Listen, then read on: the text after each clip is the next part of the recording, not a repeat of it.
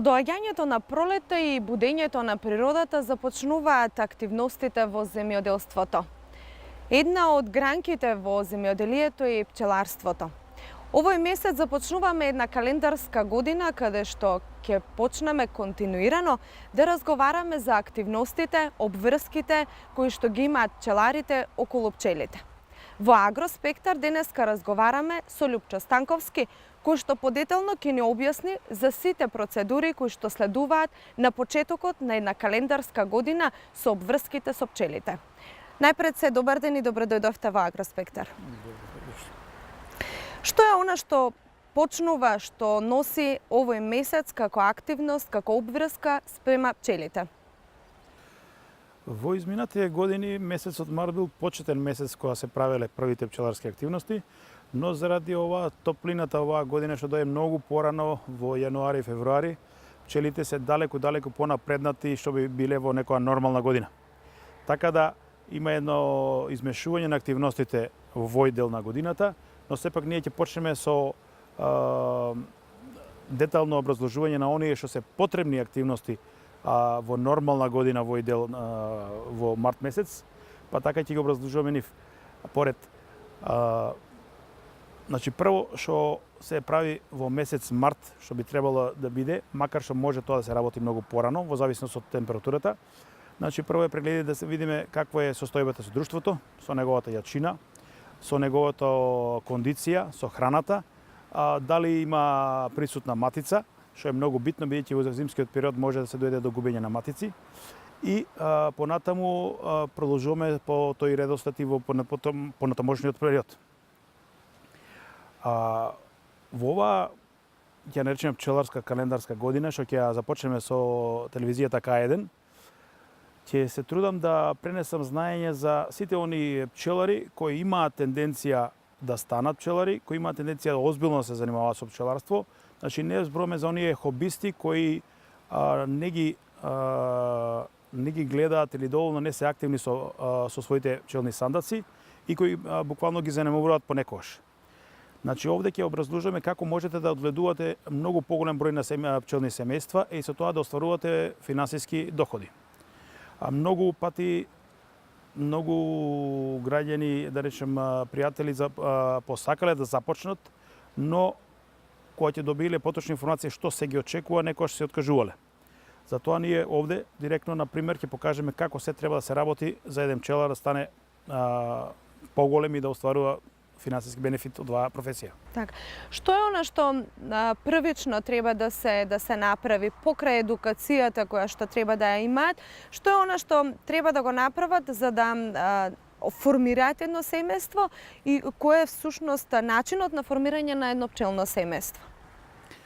Како почетник пчелар, обично прво треба да купи семејства, а после тоа со текот на сознавањата ќе формира нови пчелни семејства и ќе ги размножува.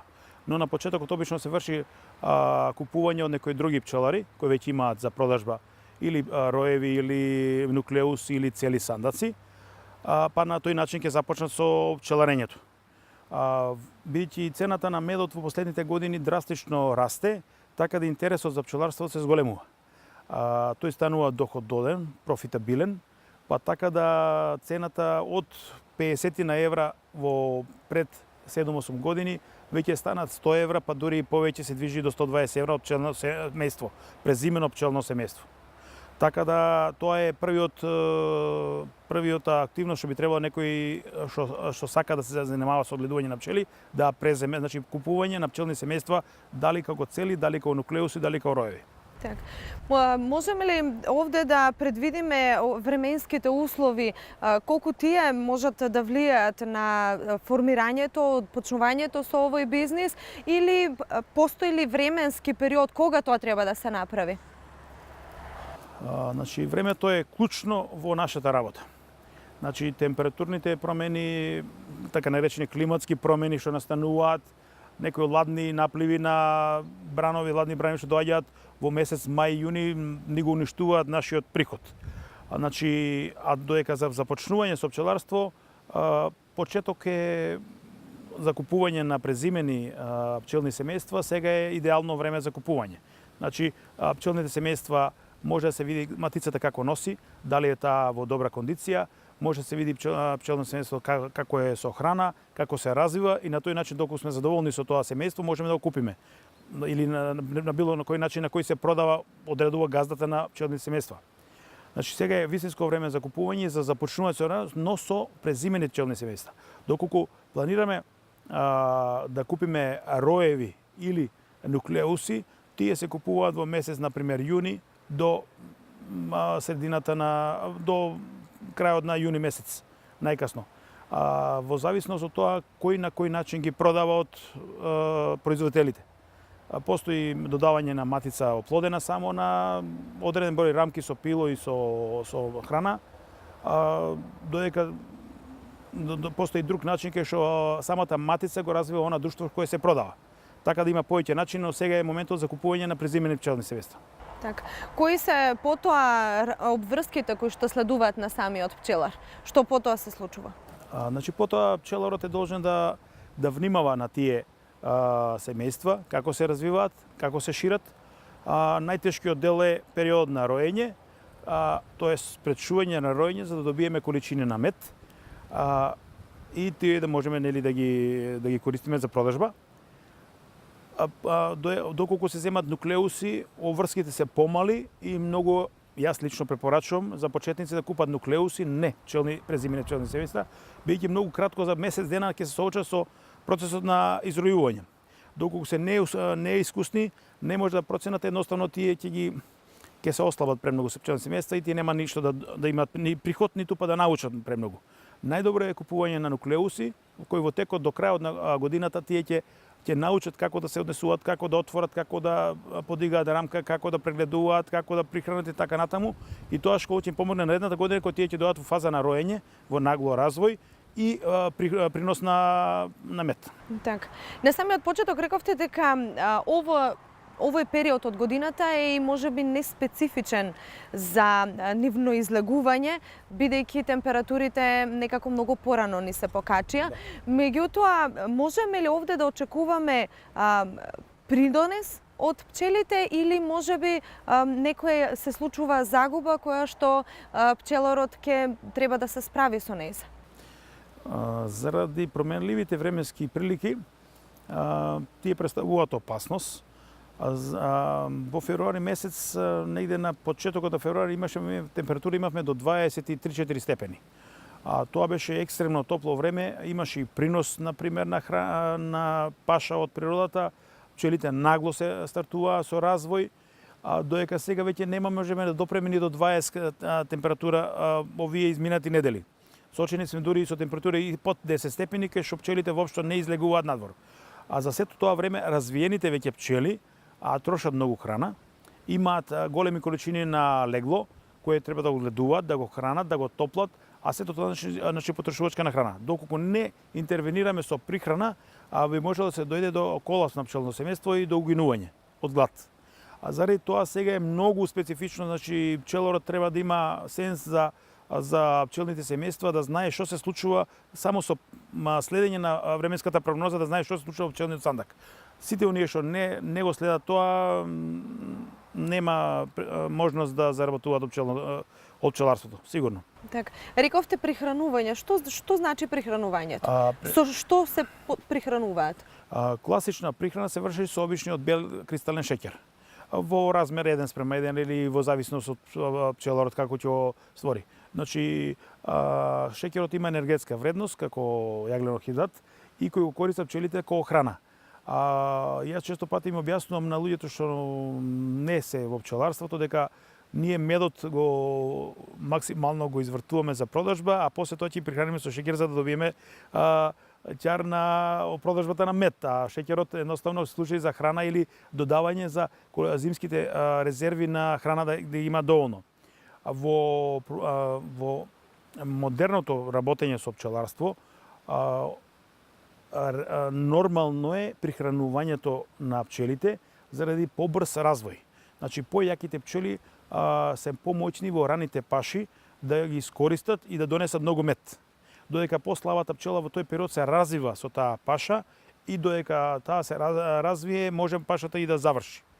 Значи, многу има пореметување заради климатските промени, а пореметување на редоследот на топлите периоди.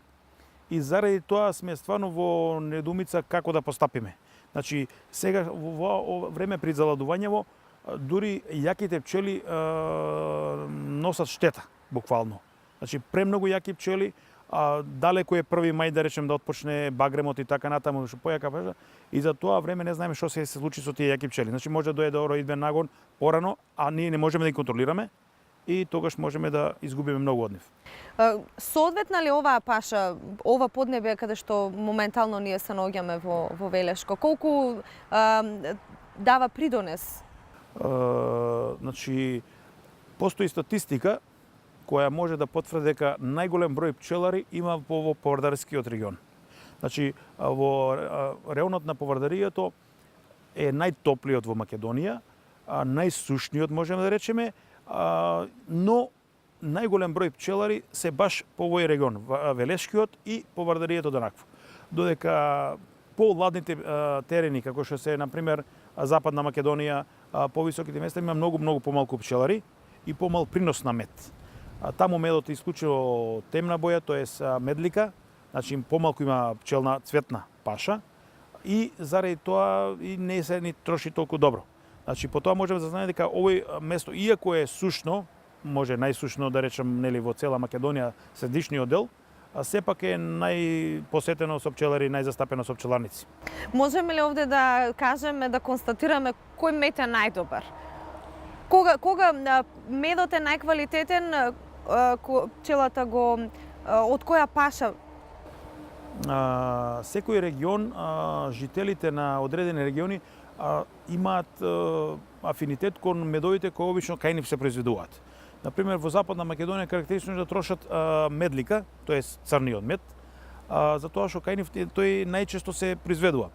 Кај нас во повардарието, во Велешкиот дел, например, обично се цени, се сака светлиот мед, значи цветниот мед, од цвет, и тој се троши најмногу, додека темниот мед е многу послабо баран. И со пониска цена, можам да речем. Затоа и ние кога селиме, да речем јас лично и моите пријатели што работат според мојот начин, исклучиво ги селиме пчелите на цветна паша, не на медлика, затоа што и не ни го побаруваат медот или па има пониска цена од медликата. Најдобар мед не би можел да кажам дека кој е мед најдобар, значи секој мед е добар, здрав природен мед што го произведеле пчелите е добар. Так. Што е она што овие недели вие го работите со кај вашите пчели? Па, бидејќи годината не е нормална, активностите се малку закаснети, значи во овој период на годината се работи континуирано следење на пчелите, што е клуч на успешна работа, да знаеме у секој момент што се случува во пчелното семејство, во сандакот. Сега вршиме чистење на рамките од доградувањата на пчелите во сочните доградувања, чистење на прополисот меѓу рамките за да се отвори простор за комплетно поставување на точниот број рамки колку што го има сандакот. Доколку меѓу нив постои прополис кој се насобира како ги вадиме рамките, како работиме со рамките, се големува тој простор меѓу нив и кога собрано тој простор не овозможува да се постават сите рамки комплетно. Значи во нашиот систем има 11 рамки во телото и тие рамки треба да ги собере со додатен простор од 5 мм на двете страни. Но доколку се одземе само по 1 мм меѓу нив има прополис, тоа веќе тие 11 рамка веќе готово невозможно да се постави. После уште помалку кога следниот пат повторно треба да се вади, значи имаме големи потешкоти. Заради тоа вршиме чистење на сандакот, прегледување точно, во исто време се проверува храната, каква е количината со храна, дали треба да се интервенира, дали не, со матицата, дали носи правилно, дали носи шарено и така натаму. Запишуваме дали е некоја матица млада, дали е стара.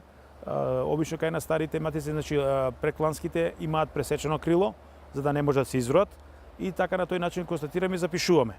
Значи, кога ќе направиме запис за сето тоа, ние продолжуваме со следење, редовно следење, доколку е се во можност спрема временски прилики секоја недела, значи се провери како се расширува пчелата и така натаму, и понатаму продолжуваме со понаредните активности.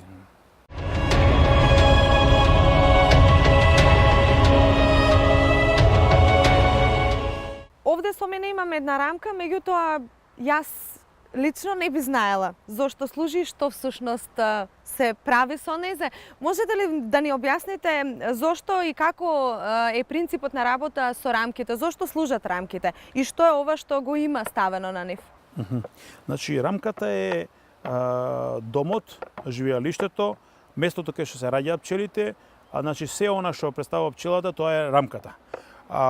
Значи, во природата пчелите не го градат саќето или сотните сотовите, не ги градат вградени во дрвена конструкција, значи ги градат во некоја шуплина, залепени во таванот за горниот дел на просторот. Доека ние, за да можеме полесно да манипулираме, да ги вадиме рамките еднакво, поставуваме една дрвена конструкција која ни служи како простор кај што пчелата ќе го изгради со поставување на сотна основа, кај што ќе го изгради и ќе го залепи од сите страни да добие многу поголема цврстина. Она што претходно го нагласував, чистењето на рамките, значи ова се очистени рамки, кај што при спојувањето нивно, значи да нема прополис меѓу нив. При редовното отварање на рамките, бидејќи овој простор кој сега би се појавил, они веднаш го залепуваат со прополис и преку секој отворање се зголемува тој простор. И како се зголемува тој простор, на крајот не може да се постави 11-та рамка во тој сандак. Заради тоа се врши чистење. Значи ова е рамка што не е значи ова боја по темниот дел е затемната заради пчелите што се испилувале во тој дел. Во секоја ќелија која ќе се снесе јајце, матицата, пчелите го хранат. После затварањето на ќелијата, пчелата се пресоблекува 10 пати и на тој начин остава тенки кошулици на ќелијата. Тоа се овие затемнети делови, значи кај што се испилувале пчелите, доека овде на белиот дел, по белиот дел не е испилувано и затоа е многу посветол. Колку повеќе пчели се испилувале, рамката стана поцрна. Таа станува црна и многу поцврста. Значи саќето е многу поцврсто, но пчелите го сакаат многу повеќе ова саќе, црното, темното, затоа што е тоа подебело и потопло. Додека белото саќе, некористените рамки, тука сега немаме точно, значи многу помалку ги сакаат, бидејќи се ладни и тенки. Ние во сандакот директно ќе ви покажеме како изгледа тоа и како се изведува тој процес на зачистување и поставување на рамките на онака што е потребно. Така. Овде морам да нагласам, бидејќи со мене имам и една маска и мислам дека е дел од секој пчелар и ова е заштита за, не дај Боже, несакани последици. Потребно е секој да ја има, така? Па да, ова е само капа, да речем, за главата, да речем, за покривање, додека ние користиме одела кои се по-големи и по-комотни за работа, бидејќи нашата работа во текот на најактивните месеци, како да речем од 20 април до 15 јуни, е секојдневна, со изразено може у сати по 10 сата до 12, може у денот да зафане, така да делото ни е секојдневно нешто. Така да мораме да го користиме него и плюс тоа користиме заштитни ракавици кои не заштитуваат од ободите, но сепак не ги пропуштаат, не заштитуваат 100%, но сепак у 99% не заштитуваат од ободите на пчелите.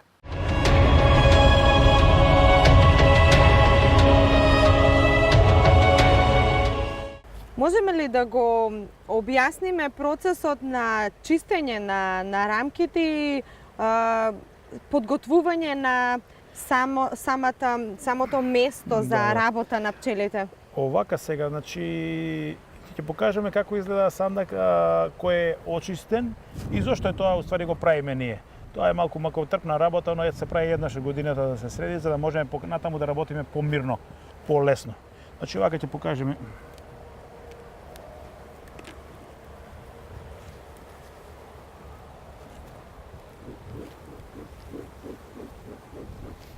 Ова се трутови, овие крупните.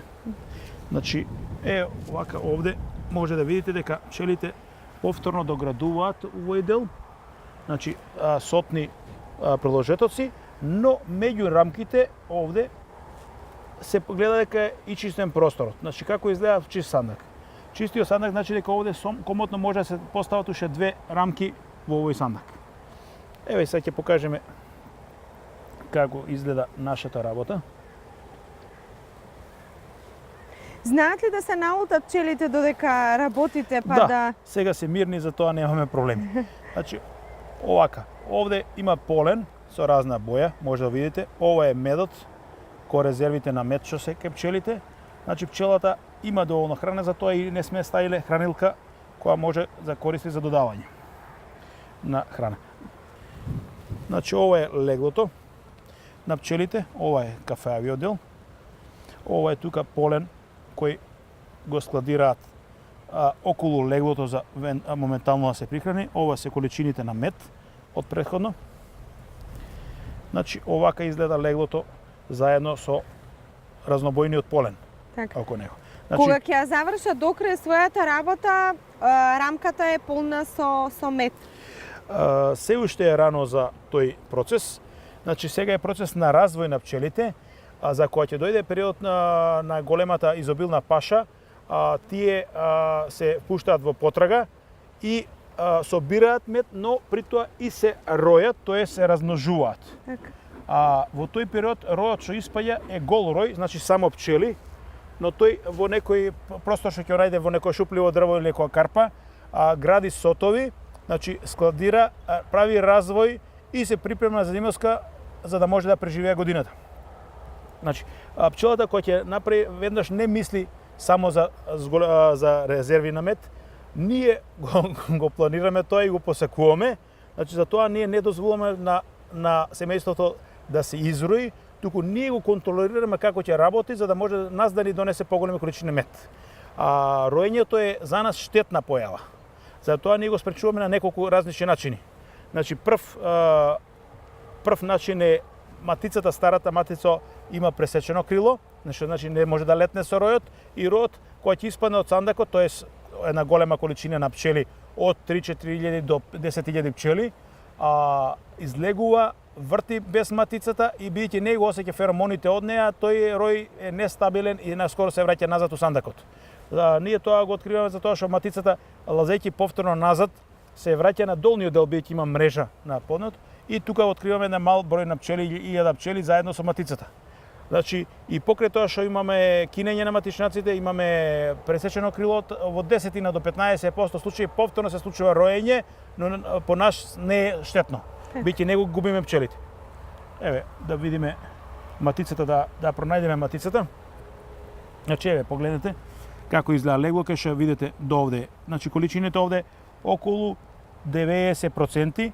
Еве, веќе почнале овде да прават, дали може да се фати у кадарот. Значи, ова се почетоци за матичњаци. Значи, ова е звонче кое можеме да го провериме дали има накво, значи нема јајце во него, но тие веќе, бидејќи имаат големи количини на легло и големи количини на војска веќе, тие полека се припремаат за тоа што е потребно да уследи. Затоа велиме дека оваа година не е баш најдобра за пчеларите, зашто преран развој, значи ова е, погледнете го ова. Значи ова е легло од крај до крај буквално, еве само ова е, овде е површината на мед, додека ова е, значи голема од штичката до горе е затворено легло. Значи кој се испили овде има преку 2000 пчели само од едната страна на наквот. Значи еве гледате и другата рамка веќе до крај, значи до овде е, значи комплетно 90% од рамката е легло. Сега ќе побараме матицата.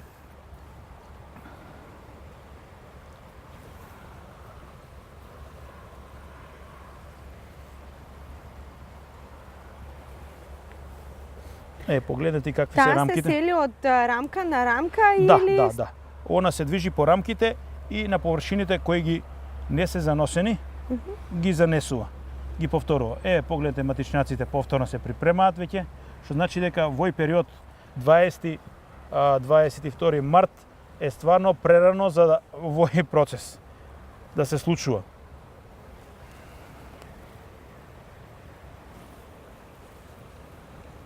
Можеме ли да ги разлутиме вака доколку ја проверуваме секоја рамка? Разлутувањето е секогаш присутно, кога што гледате, тука имаме на капата една пчела што покушава да буцне. Значи, еве матицата. Значи, еве матицата. Зумира.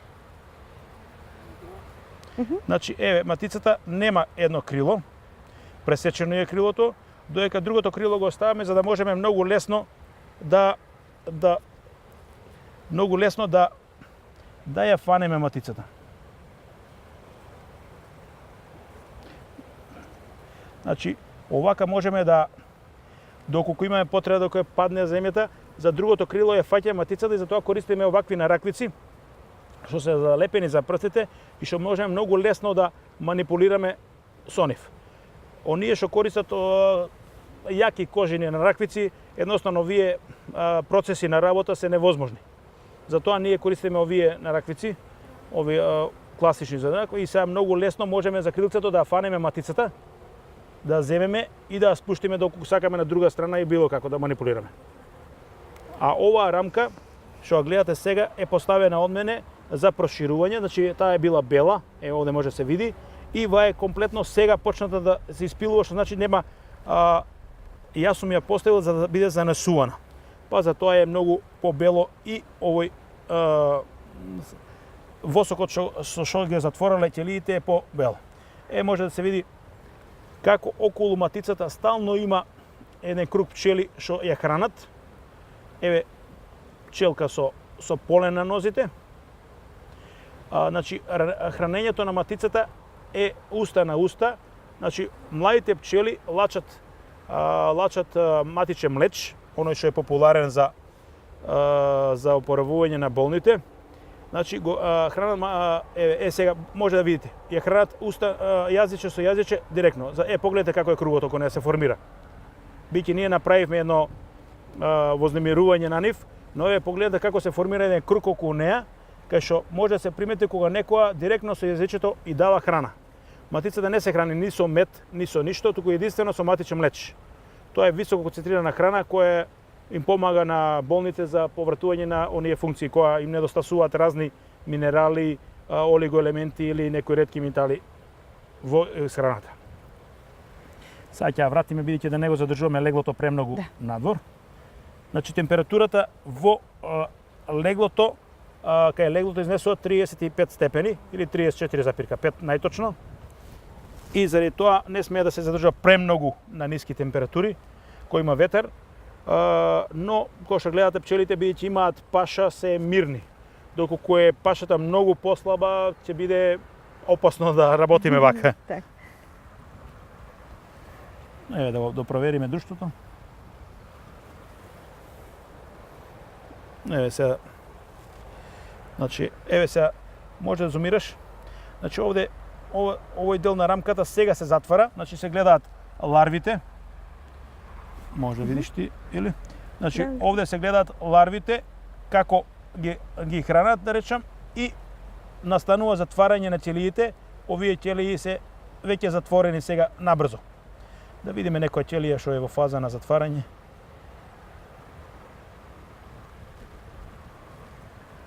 Еве, оваа ќелија е во фаза на затварање.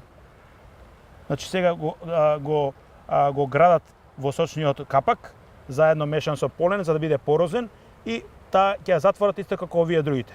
После 12 дена од неа ќе излезе пчела. Созреана пчела.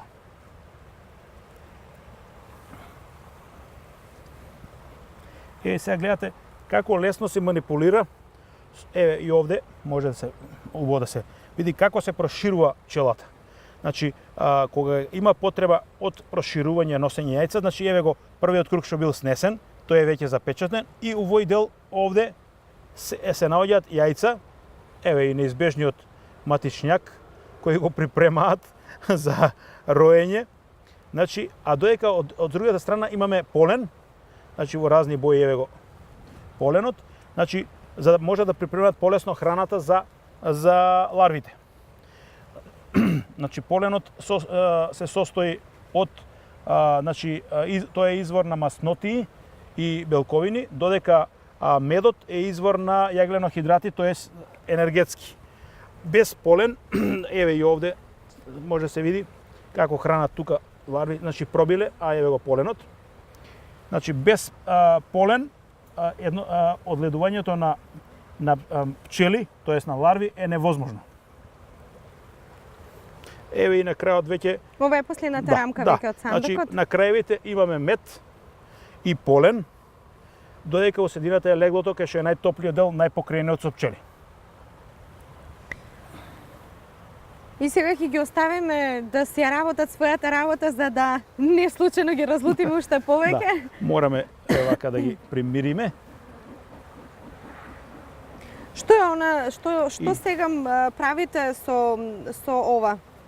Значи, ова друштво можеме, бидејќи е оној процес на чистење, ова се да речем минимално некоја работа да се зачисти, да не се лепи на капакот, на пример да не се случува накво.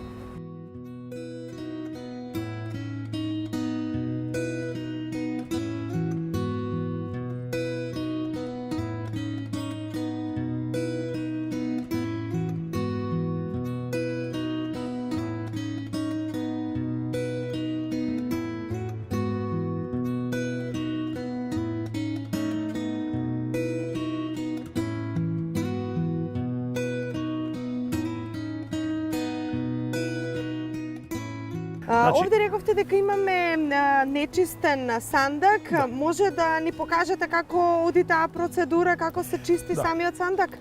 Значи, овде ќе покажеме зошто нечистениот сандак го очистуваме од сите ние додатоци, прополизиране, премнкаше, за да можеме полесно работиме како што покажеме тој. Значи, овде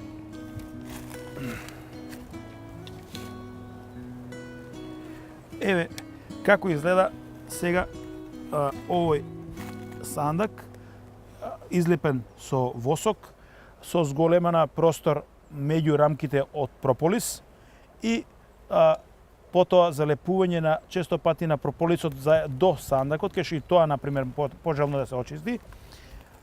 И тој процес е спор, но ние го работиме да речеме овој дел од годината за да можеме полесно понатаму да работиме.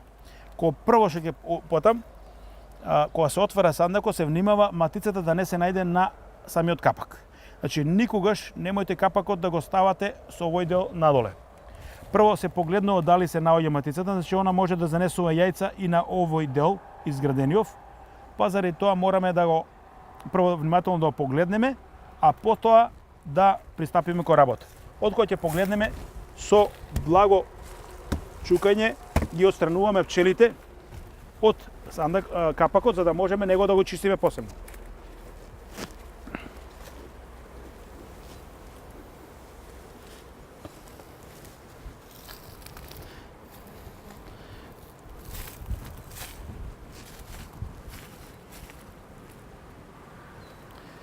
Значи, погледнуваме како е рамките и пристапуваме кон чистење на прополисот.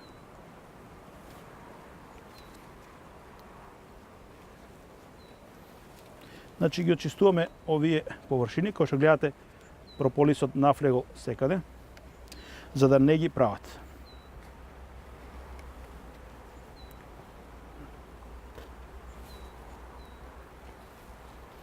И одоздоле, бидејќи знаати одоздоле да направат.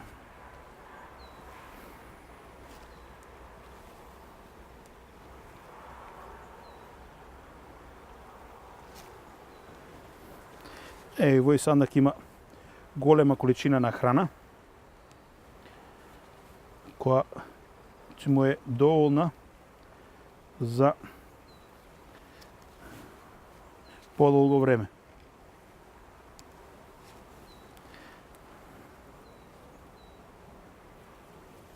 Овој прополис се собира, служи за продажба.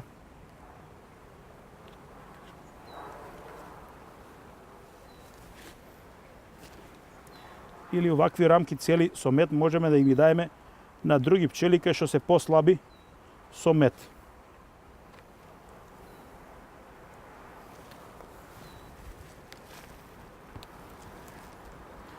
Во ист момент, додека вршиме чистење, правиме и детална контрола на пчелата. Значи, еве овде има простор кај што се занесува ново пило,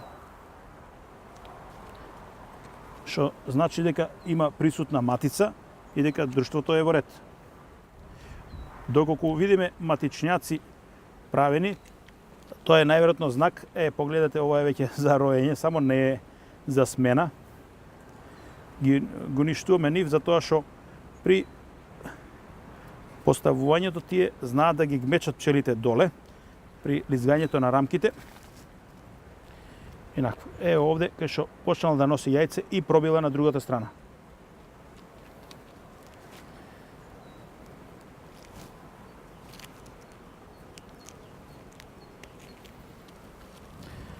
Значи сега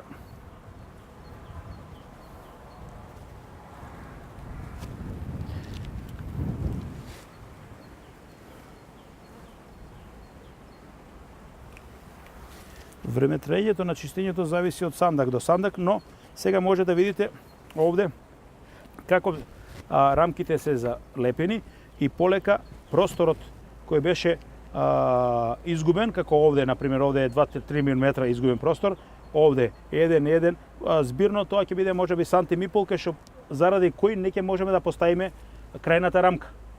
Со чистењето, со деталната проверка, која претежно се врши на пролет и еднаш годишно што се вели, завршуваме голема работа да можеме да полесно да ги контролираме пчелите во нивното работење, како што беше со изминатиот сандак.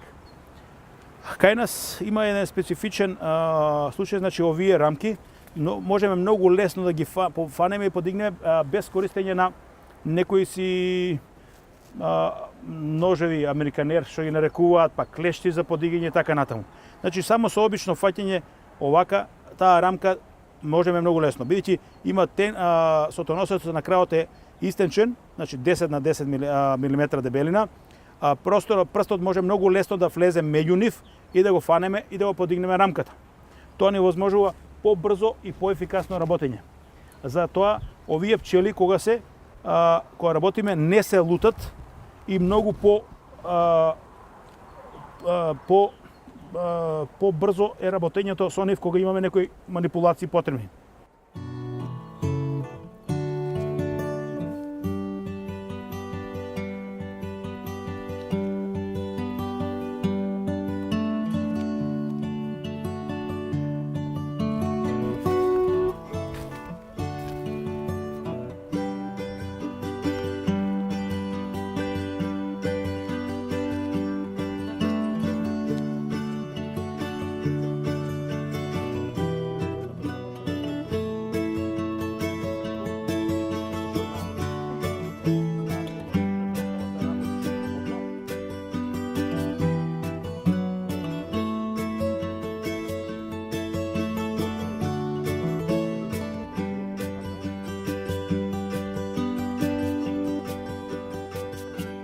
И кај што не е чистено, смета. Значи сега го откршивме, тоа беше вака залепено, значи сега го откршивме, но тоа е за тоа што јас на време не сум го и чистил целиот сандак, да возможам да биде тој чист и да додавам рамка, значи во овој простор во средниот се додава рамка, кај што пчелите слободно ќе носат, ќе градат и на тој начин ќе нема да го работат тоа во меѓу просторот, кај што нас после ни смета. Доколку тоа било на време средено, значи тоа немало да представува проблем. Причина за каснењето е ладното време што настапи, кај што не дозволуваше простор да се работи со дождови и многу ниски температури, кај што имавме дури утрински околу нулата и под нулата. Да. Сега го чистиме. Гледаш како е сега леглото, многу исполнето, компактно. Сега ќе пробаме да подигнеме сандакот, да видите како изгледа доле.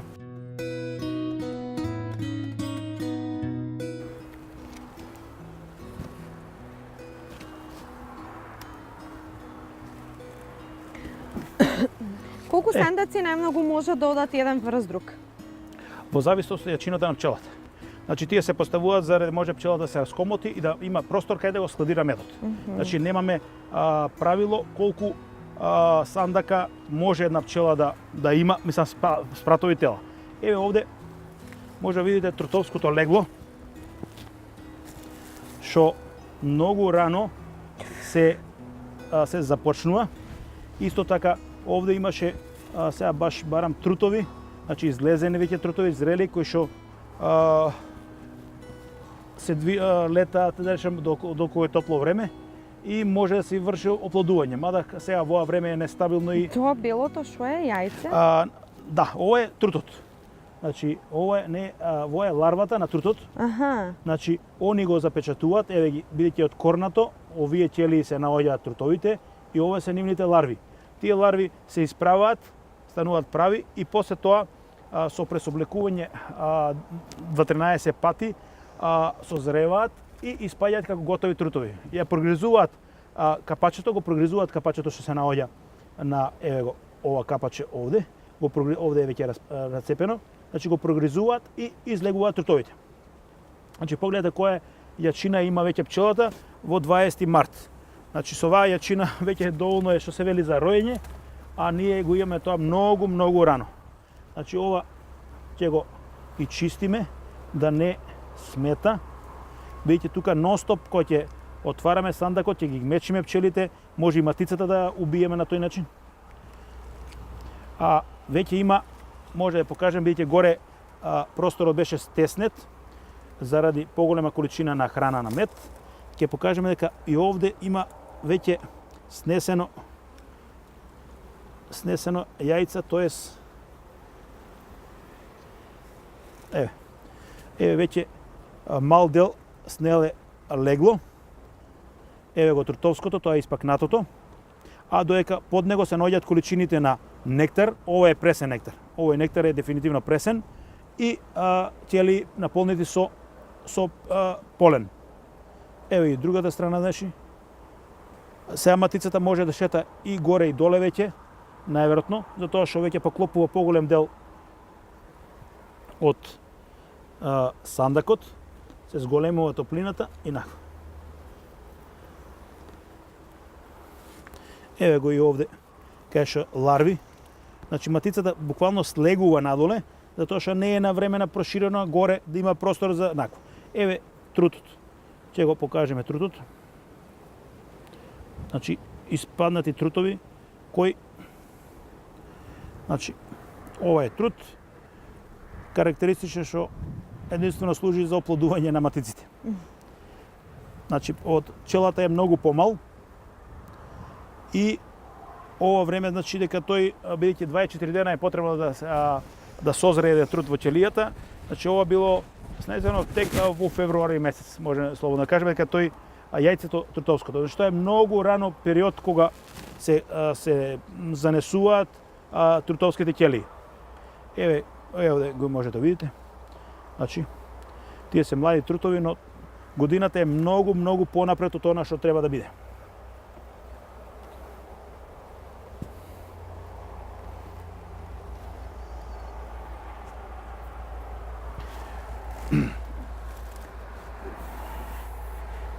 Овој сандак и тежи доста. Сега ќе направиме едно проширување за да завршиме. Се уште има работа, уште овие три. Погледете. Еве овде изработиле сотче на хранилката, но сотчето веќе има ларви, трутовски ларви. Значи ова е нов сот изграден сега оваа година. Значи се снашле тука да го изградат и да биде занесено од страна матицата. Да видиме да не е матицата тука. Не е тука матицата. Значи вака се врши чистењето на сандакот за да може сега веќе се возможија слободно две рамки да може да влезат во овој сандак.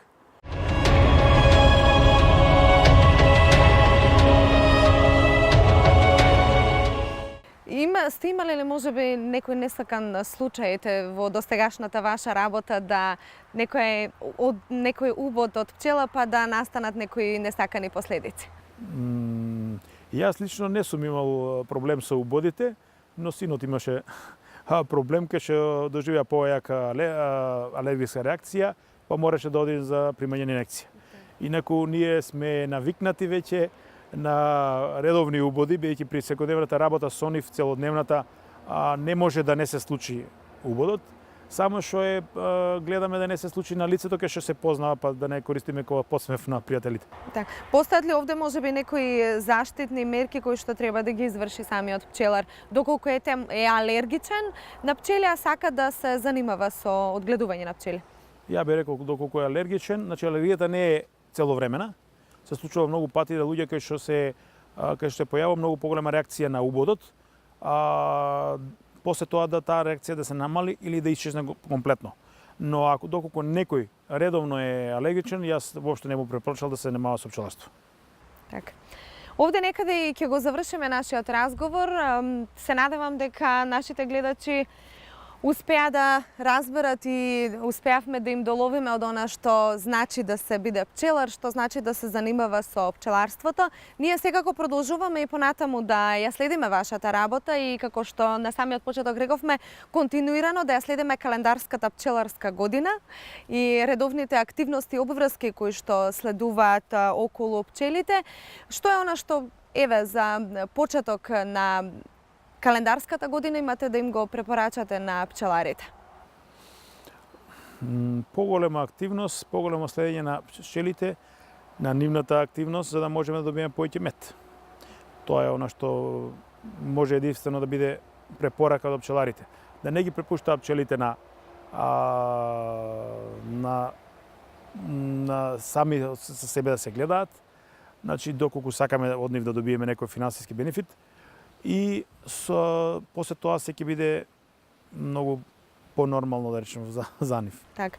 Додека да дојдеме до медот, имаме уште многу работа.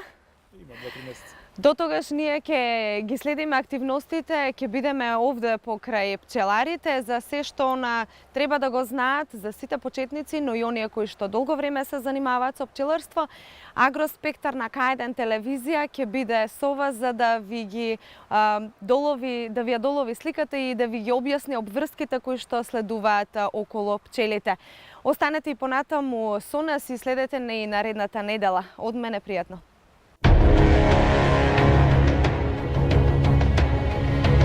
Thank you.